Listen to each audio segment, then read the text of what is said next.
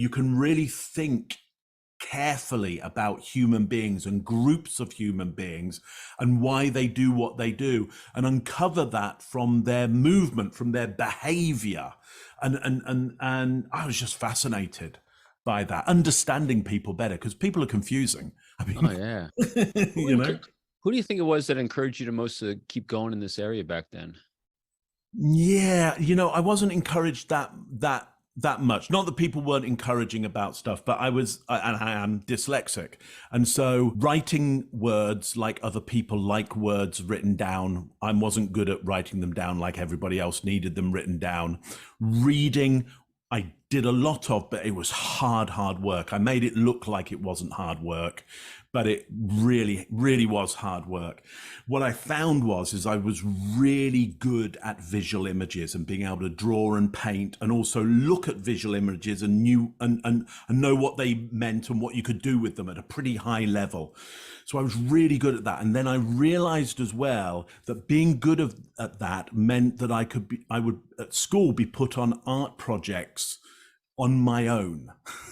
So I would be taken out of the class and they'd go, "Hey, Mark, do that. You do the big frieze for the hall of whatever, subject we're into at the moment." And I'd get put outside the classroom for a good week on my own, painting and drawing.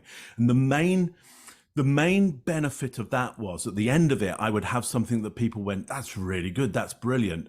But I wouldn't be in a classroom where everybody was going, "You're a complete idiot.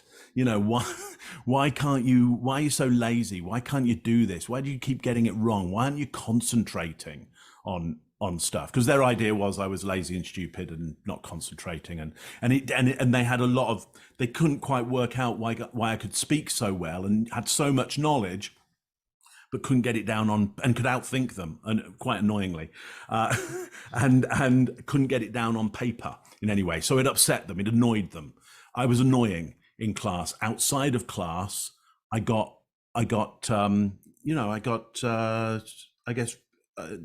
rewarded would be the right word to use. Yeah. Wow. So when did they finally figure out you were dyslexic? Yeah, it wasn't until a lot later. I went to university. Oh, managed gosh, to get that in. long. Managed to get in, and I wrote an essay, but I gave it to a typist to type out. It was at that point where you had your dissertation, you had to have a typist type it out.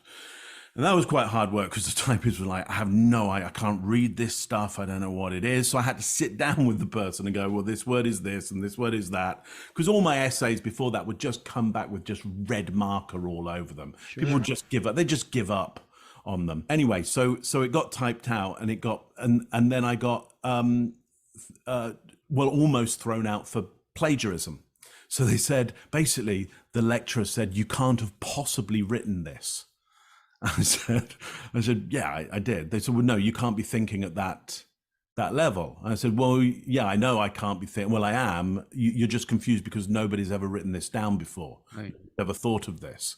So it had to be sent to a bunch of other people, and I had to make representations, and other lecturers had to go, "Yeah, this is the way he thinks. Like, if you hear him talk, he's thinking at this level." And I had to go, "Well, I think it's because it's been typed out that you think I must have copied it from a book, but go and find it in a book. You won't be able to find it anywhere, because I just made this up out of my," it was academically backed up from other books. It's just nobody put the pieces together like I'd put them together. Anyway, so out of that came a diagnosis of dyslexia.